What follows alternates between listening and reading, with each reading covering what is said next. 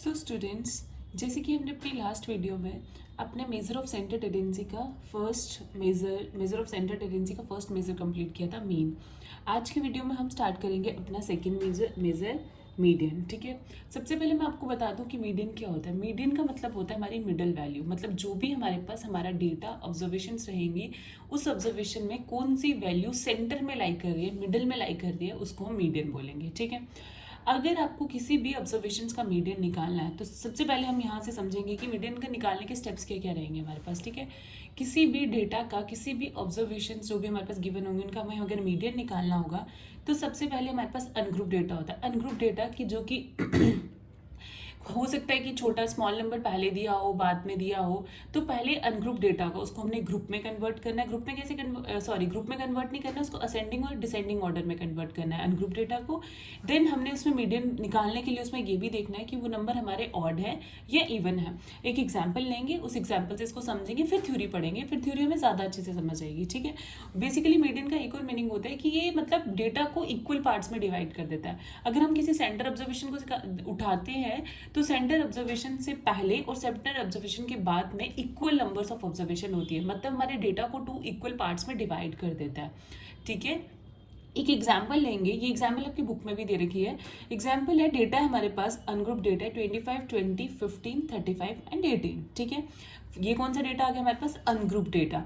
इस ungroup data को हमने किस में कन्वर्ट करा? पहले असेंडिंग ऑर्डर में। असेंडिंग ऑर्डर में होता है सबसे पहले छोटा, फिर उससे बड़ा, फिर उससे बड़ा, उससे बड़ा। ठीक है, तो सबसे छोटी वैल्यू इसमें हमारे पास 15 है, देन आफ्टर 18, 20, 25 एंड 35 ले ली। अब मैंने क्या बोला, आपको चेक करना है कि वो इवन है या ऑड है। इस केस में हमारे पास नंबर ऑफ ऑब्जर्वेशन कितनी है? ऑड है। तो मीडियन का क्या मतलब हुआ? Centre value. अब ऑड में तो सेंटर वैल्यू ढूंढना बहुत ईजी है, जैसे 20 आ गई। देखो, अब इस मीडियन ने इस पूरे डेटा को 2 इक्वल पार्ट्स में डिवाइड कर दिया। कैसे? 20 हमारी सेंटर वैल्यू आ गई, 20 से पहले भी हमारे पास 2 ऑब्जर्वेशन है, 20 के बाद भी हमारे पास 2 ऑब्जर्वेशन है। तो मतलब मीडियन ने हमारे डेटा को 2 इक्वल पार्ट्स में डिवाइड कर दिया, लेकिन कौन से केस में? ऑड के केस में। तो ये हमारी वैल्यू सिंपल निकल के आ जाएगी 20। Is it clear? ऑड का। लेकिन इसी में सेम हमारे पास इवन का केस भी आ सकता है। तो उस केस में हम क्या करेंगे? जब इवन का केस होगा, देखो डेटा है 8, 20, 50, 25, 15, 30। पहले अरेंज करो इसको असेंडिंग ऑर्डर में। अरेंज करा हमने, सबसे पहले आ गया 8, देन 15, 20, 25, 30 और 50। इवन नंबर ऑफ ऑब्जर्वेशन है। अब हमारे पास सेंटर वैल्यू 2 आ रही है। अब हमारे पास सेंटर वैल्यू 1 ना आके 2 सेंटर वैल्यूज आ रही है। तो इन 2 सेंटर वैल्यू से हमने हमारा मीडियन कैसे निकलेगा? इन दोनों का मीन निकाल दो। मीन कैसे निकलता है? सम ऑफ ऑब्जर्वेशन अपॉन, तो सम कर दो दोनों ऑब्जर्वेशन का। दोनों का लेना है, सिर्फ पूरे डेटा का नहीं लेना है, सिर्फ दोनों का सम लेना है और डिवाइड करना है 2 से, और वो हमारे पास आ गया 45 divide by 2 which is equal to 22.5। तो इवन के केस में हम मीडियन ऐसे निकालते हैं। पहले हम थोड़ी सी थ्योरी पढ़ेंगे यहाँ से, होपफुली आपको थोड़ा सा बेसिक आइडिया क्लियर हुआ हो कि मीडियन क्या होता है। ठीक है, अब देखो मीडियन बुक में क्या बोल रहा है, बोलते हैं कि median of a distribution is the value of the variable which divide it into 2 equal parts. Median एक ऐसी वैल्यू होती है जो हमारे डेटा को 2 इक्वल पार्ट्स में डिवाइड कर देती है। It is the value which exceeds and is exceeded by the same number of observation. Same number of observation से वो एक्सीड हो रही है।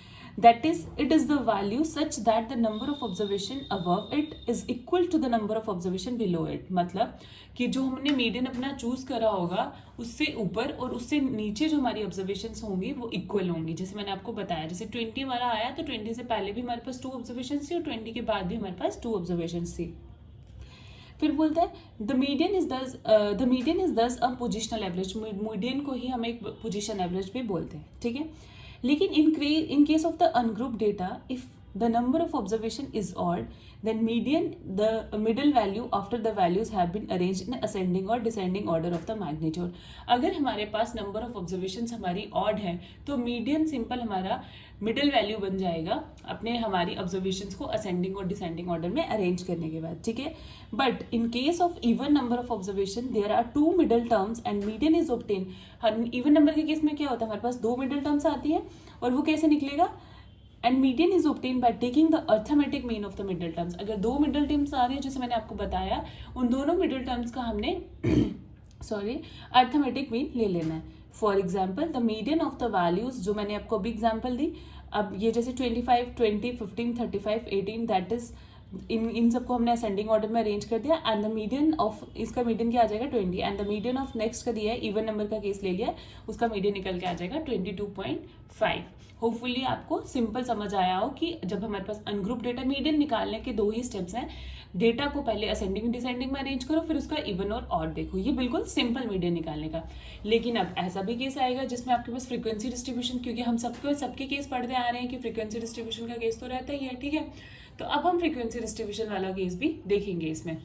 देखो पहले थोड़ा रिमार्क्स में देखते हैं क्या लिखते हैं। बोलता है in case of the even number of observation in fact any value lying between the 2 middle values can be taken as the median but conventionally we take it to be mean of the middle terms. ये तो even का case बता दिया।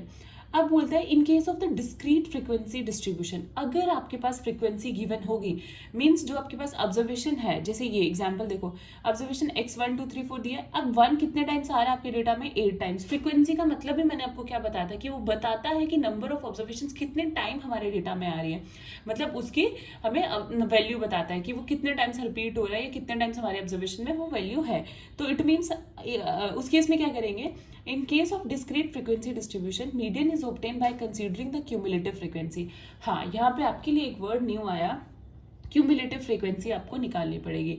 अब पहले mean machine में तो आपने कुछ भी ऐसा नहीं देखा क्यूमुलेटिव फ्रीक्वेंसी का, बट इस केस में हम क्यूमुलेटिव फ्रीक्वेंसी निकालेंगे, ठीक है। अब क्यूमुलेटिव फ्रीक्वेंसी क्या होती है वो भी बताऊंगी। बोलते हैं कि जो मीडियन है वो किसकी हेल्प से निकलेगा, क्यूमुलेटिव फ्रीक्वेंसी के। And step for calculating the median are given. आपने सिंपल मीडियन का फॉर्मूला क्या लगाना है, n/2। What is n here, अब आपको ये तो याद होना चाहिए क्योंकि सारी वीडियोस में मैं आपको ये बताती आई हूँ n क्या है। n है फ्रीक्वेंसीज का सम, सारी फ्रीक्वेंसीज का जो सम लेंगे वो हमारे पास कैपिटल n की वैल्यू बनती है, ठीक है। वेयर उसने लिखा भी आगे summation of i goes to 1 to n fi। See आपको मीडियन कैसे डिसाइड करना है, see less than cumulative frequency just greater than 1/2 n, मतलब n/2 सिंपल, कि n/2 की जो भी वैल्यू आएगी उसको हम अपनी क्यूमुलेटिव फ्रीक्वेंसी से, उससे जो ग्रेटर थोड़ी सी भी वैल्यू बड़ी होगी वो हमारा, उसकी जो कॉरेस्पॉन्डिंग ऑब्जर्वेशन होगी वो हमारा मीडियन बन जाएगा। कैसे, वो मैं आपको बताती हुई। देखो द कॉरेस्पॉन्डिंग लिखा ना कि the corresponding value of x, मतलब उसके जो बड़ी वैल्यू, इससे जो इस वैल्यू से जो क्यूमुलेटिव फ्रीक्वेंसी में थोड़ी सी बड़ी फ्रीक्वेंसी होगी उसकी कॉरेस्पॉन्डिंग जो हमारी एक्स की वैल्यू होगी, उसकी कॉरेस्पॉन्डिंग जो हमारी एक्स की वैल्यू होगी वही हमारा उस टाइम पे मीडियन बन जाएगा, ठीक है। तो हमने क्या किया, एग्जाम्पल देखते हैं। Obtain the median, median obtain करना है हमने for the following frequency distribution. Observation हमारे पास 1 2 3 4 5 6 7 8 9। सिमिलरली उनकी फ्रीक्वेंसी गिवन दी है 8 10 11 16 20 25 15 9 और 6। क्लियर। देखो सबसे पहले हमारे पास ऑब्जर्वेशंस आ गई मैं आपको यहाँ पे समझाती हूँ। ये हमारे पास ऑब्जर्वेशंस दी है, ठीक है। ये हमारे पास डेटा गिवन, हमारे पास x की वैल्यूज गिवन है, f की वैल्यूज गिवन है, हमें निकालनी है क्यूमुलेटिव फ्रीक्वेंसी। मैंने इसको शॉर्ट में लिखा है, इसको शॉर्ट में CF लिखते हैं, C.F, ठीक है। क्यूमुलेटिव फ्रीक्वेंसी कैसे निकलती है, कोई फॉर्मूला नहीं है, सिंपल छोटी सी एक ट्रिक है, वो आपको याद रखनी है। फ्रीक्वेंसी की हेल्प से ही हम क्यूमुलेटिव फ्रीक्वेंसी निकालते हैं। क्यूमुलेटिव देखो, फर्स्ट क्यूमुलेटिव फ्रीक्वेंसी की तरह सेम रहेगी, फर्स्ट वैल्यू सेम रहेगी, सेकेंड वैल्यू में क्या होगा, 8 में 10 को ऐड कर देंगे, 18 बन जाएगा। अब जो न्यू वैल्यू 18 आई उसमें 11 को ऐड करेंगे, नेक्स्ट क्यूमुलेटिव फ्रीक्वेंसी आ जाएगी। अब जो नेक्स्ट वैल्यू आई उसमें 16, नेक्स्ट वाली फ्रीक्वेंसी को ऐड करते जाएंगे, 45 आ जाएगा। 45 में 20 को ऐड करेंगे, 65 आएगा। 65 में 25 को ऐड करेंगे, 90। वैसे 90 में 15 को ऐड करेंगे, 105। 105 में 9 को ऐड करेंगे, 114। 114 में 6 को ऐड करेंगे, 120। जो भी आपकी लास्ट ऑब्जर्वेशन की क्यूमुलेटिव फ्रीक्वेंसी आती है वो हमेशा, आपको कैसे पता चलेगा कि आप क्यूमुलेटिव फ्रीक्वेंसी का सम सही कर रहे हो, आपके गलती होने के कोई चांसेस नहीं होते। क्यों? क्योंकि जो भी आपकी लास्ट क्यूमुलेटिव फ्रीक्वेंसी आती है उसका सम हमेशा फ्रीक्वेंसी के इक्वल होना चाहिए। क्योंकि आप कर क्या रहे हो, ये फ्रीक्वेंसीज का ही सम ले रहे हो, बस एक क्यूमुलेटिव फ्रीक्वेंसी निकालने का थोड़ा सा डिफरेंट तरीका है।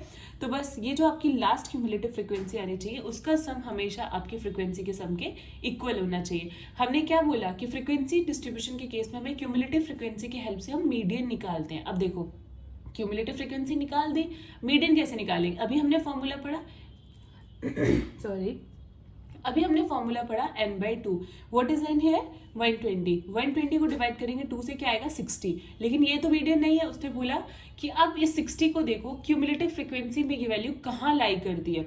देखो फर्स्ट वैल्यू 8 18 29 45 65, हमें क्या चाहिए 60। तो 60 हमारा क्यूमुलेटिव फ्रीक्वेंसी में कहाँ लाई कर रहा है, यहाँ पे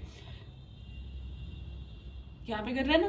तो अब ये क्यूमुलेटिव फ्रीक्वेंसी हमने बोला था कि इससे थोड़ी, अगर 60 हमारा यहाँ लाई कर रहा होता और थोड़ी सी उससे बड़ी वैल्यू यहाँ होती तो फिर हम ये वाली क्यूमुलेटिव फ्रीक्वेंसी देखते, बट 60 लाई भी यहाँ कर रहा है और ये 60 से बड़ी वैल्यू भी है हमारे पास, ठीक है।